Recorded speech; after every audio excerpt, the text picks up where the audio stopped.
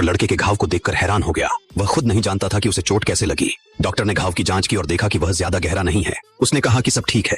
पट्टी बांधने के बाद उसे घर भेज दिया, लेकिन उसी रात घाव अचानक जलने लगा और खून बहने लगा। दर्द इतना तेज था कि वह उठ गया। वह दोबारा अस्पताल गया ताकि डिटेल में जांच हो, लेकिन डॉक्टर ने कहा कि सब कुछ सामान्य है। जब उसकी दोस्त को यह पता चला तो उसने सोचा कि वह किसी भूत या आत्मा के प्रभाव में है।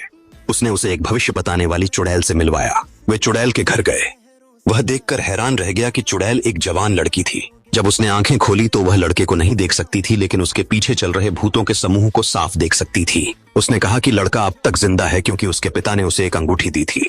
वह अंगूठी उसकी सुरक्षा कर रही थी। लड़के ने उसकी बातों पर आधा यकीन किया। लड़के ने अपनी चमकती हुई चोट दिखाई और पूछा कि क्या हो रहा है।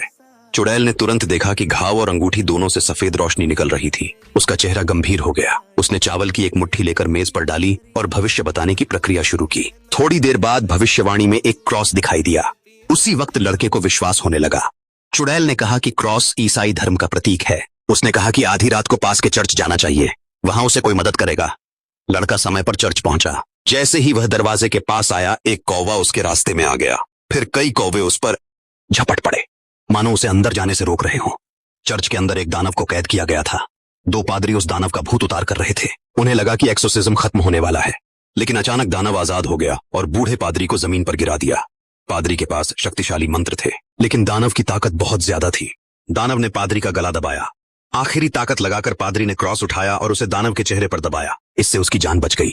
युवा पादरी डर के मारे भाग गया। बूढ़ा पादरी अकेले दानव का सामना नहीं कर सकता था। जमीन पर दबे हुए उसने ईश्वर से मदद की प्रार्थना की। लड़के ने आसानी से दानव को धक्का देकर अलग किया। वह मुक्केबाज था, इसलिए उसकी फाइटिंग क्षमता बहुत अच्छी थी। दानव छत पर चढ़ गया और नुकीले दांत दिखाए। लड़के ने कूदकर उसके बाल पकड़े और उसे जमीन पर गिरा दिया। पादरी यह देखकर हैरान रह गए।